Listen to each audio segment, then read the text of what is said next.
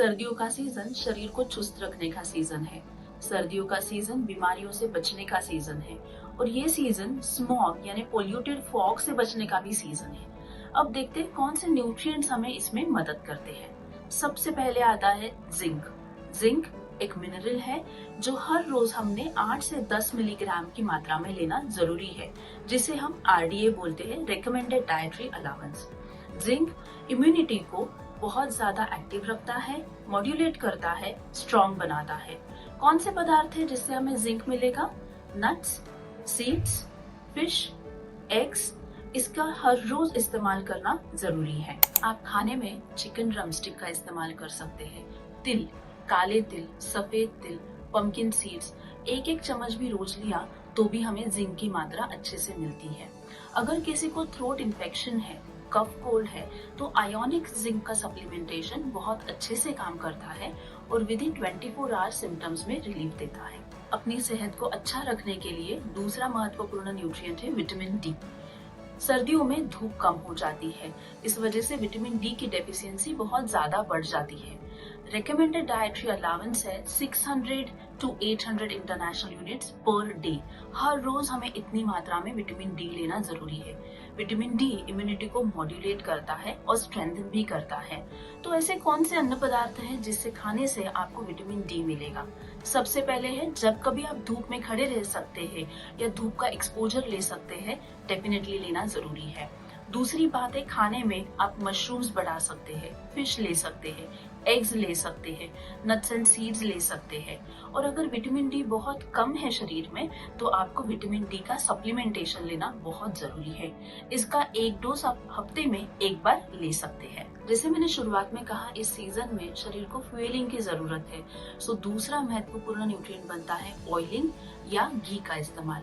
हर रोज आपके खाने में 2 चम्मच गाय के दूध से बना हुआ घी इस्तेमाल करना बहुत जरूरी है। ऑयल की मात्रा आप 15 से 20 मिली रख सकते हैं।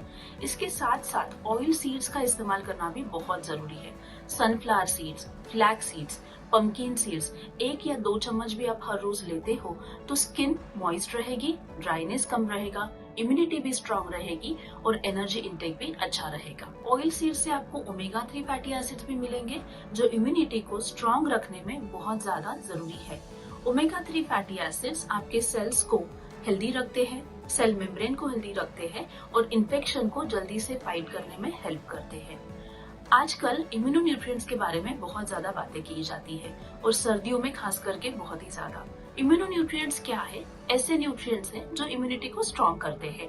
हमारे घर में सिंपल हर्ब्स जो अवेलेबल है वो सबसे स्ट्रॉन्ग इम्यूनो न्यूट्रिएंट्स है। कौन से हर्ब्स आप ले सकते हो?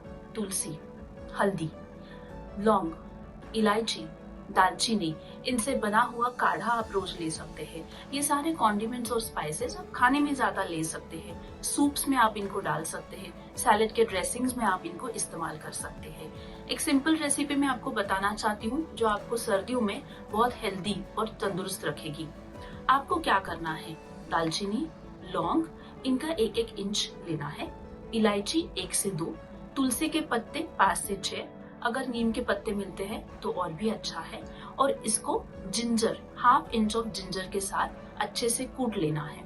ये सारी चीजें आपको पानी में उबालनी है।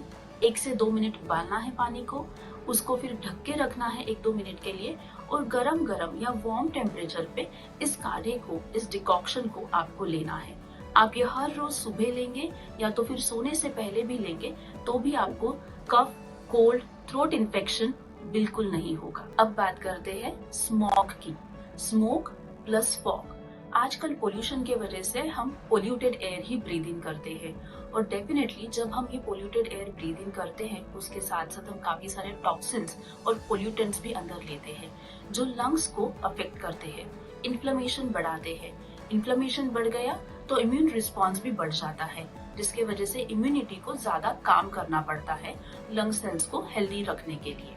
अभी जो इम्यूनो न्यूट्रिएंट्स मैंने आपको बताए, जो न्यूट्रिएंट्स बताए जैसे कि जिंक है, विटामिन डी है, घी है, ओमेगा 3 फैटी एसिड्स है, इन सब को अगर आप रेगुलरली हर रोज खाने में इस्तेमाल करते हैं, आपके लाइफस्टाइल में इन्वॉल्व करते हैं, आप डेफिनेटली स्मोक के इन्फ्लेमेशन से दूर रह सकते हैं, खुद को प्रोटेक्ट कर सकते हैं और ये कफ, कोल्ड, फ्रीक्वेंट फीवर, इन्फेक्शन आपको बिल्कुल छू नहीं सकता है।